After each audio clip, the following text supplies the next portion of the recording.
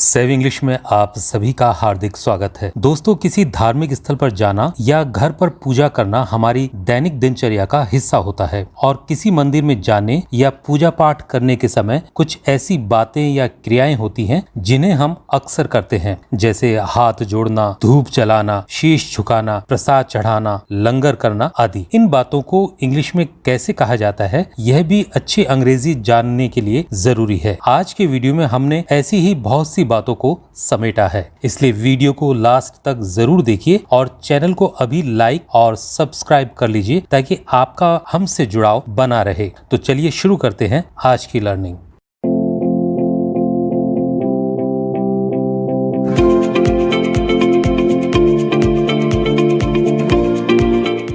पहला वाक्य है, मैं कल मंदिर गया।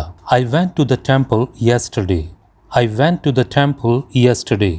रास्ते में एक पंडित जी से मिला। On the way I met a priest. On the way I met a priest. दोस्तों, priest का मतलब होता है पुजारी या पंडित जी। उनके हाथ में एक पवित्र किताब थी। He held a sacred book in his hand. He held a sacred book in his hand. दोस्तों, sacred book का मतलब हुआ पवित्र किताब। मैं मंदिर पहुंचा और अपने जूते उतारे। I reached the temple and put off my shoes. I reached the temple and put off my shoes. हाथ धोने के बाद मैंने घंटा बजाया।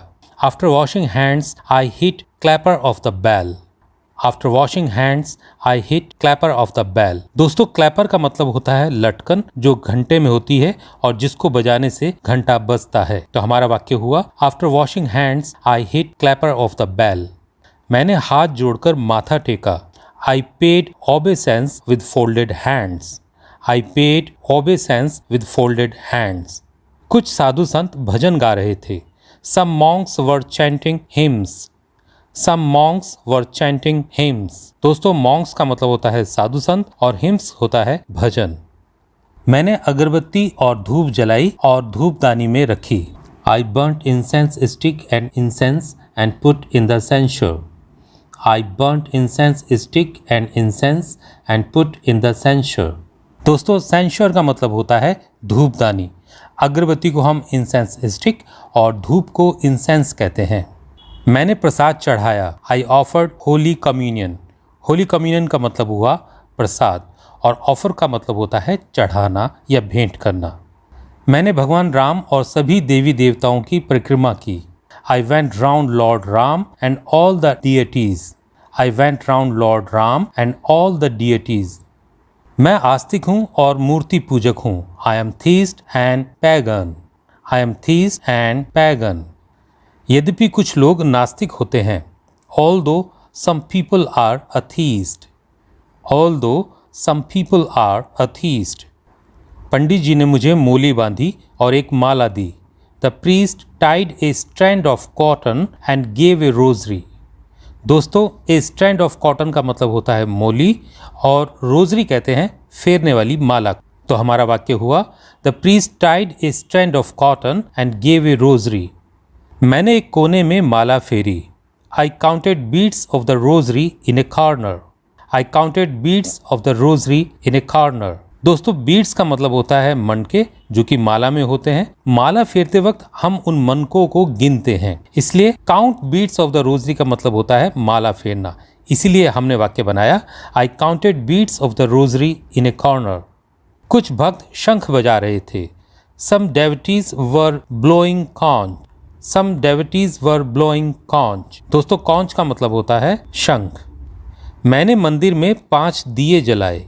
I lit 5 clay lamps in the temple. I lit 5 clay lamps in the temple. Clay lamps का मतलब हुआ दिए। मैंने वहाँ शांति का अनुभव किया। I felt solace there. I felt solace there. मंदिर के अंदर का नज़ारा हैरत करने वाला था। The ambience of the temple was mind-bending. The ambience of the temple was mind-bending. Ambience का मतलब होता है नज़ारा और माइंड बेंडिंग की जगह आप माइंड ब्लोइंग शब्द का इस्तेमाल भी कर सकते हैं। चढ़ावा बहुत शानदार था। The offering was awesome. The offering was awesome. भगवान शिव के एक हाथ में त्रिशूल, दूसरे में डमरू और गले में चारों ओर सांप होता है। Lord Shiv holds trident in one hand, tabor in the other, and wears snake around his neck.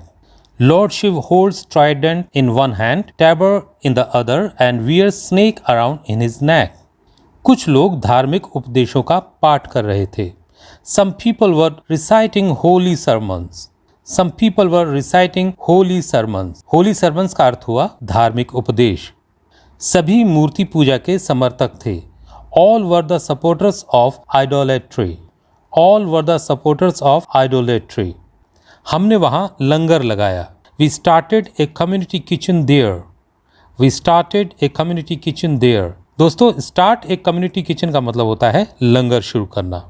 वहाँ कुछ तीर्थयात्री थे जो अगली तीर्थ यात्रा के लिए निकल पड़े. There were some pilgrims who set out for next pilgrimage. There were some pilgrims who set out for next pilgrimage. दोस्तों, pilgrimage का मतलब होता है तीर्थ यात्रा और pilgrims तीर्थयात्रियों को कहा जाता है. भारत में तिरुपति धार्मिक स्थल में सबसे ज्यादा चढ़ावा चढ़ता है. The offering of Tirupati shrine in India is the biggest one. The offerings of Tirupati shrine in India is the biggest one. ईश्वर सर्वशक्तिमान, सर्वव्यापक और अंतर्यामी है. God is omnipotent, omnipresent and omniscient. God is omnipotent, omnipresent and omniscient. मुश्किल घड़ी में हमें भगवान से मदद मांगनी चाहिए. In the hour of need, we should ask for help from God. In the hour of need, we should ask for help from God. हर एक को बिस्तर में जाने से पहले अपनी प्रार्थना करनी चाहिए. Everyone should say his prayer before getting in the bed. Everyone should say his prayer before getting in the bed. मेरे हिसाब से भगवान एक है और उसे अलग अलग रूपों में पूजा जाता है. To my mind, God is one and he is worshipped in different forms.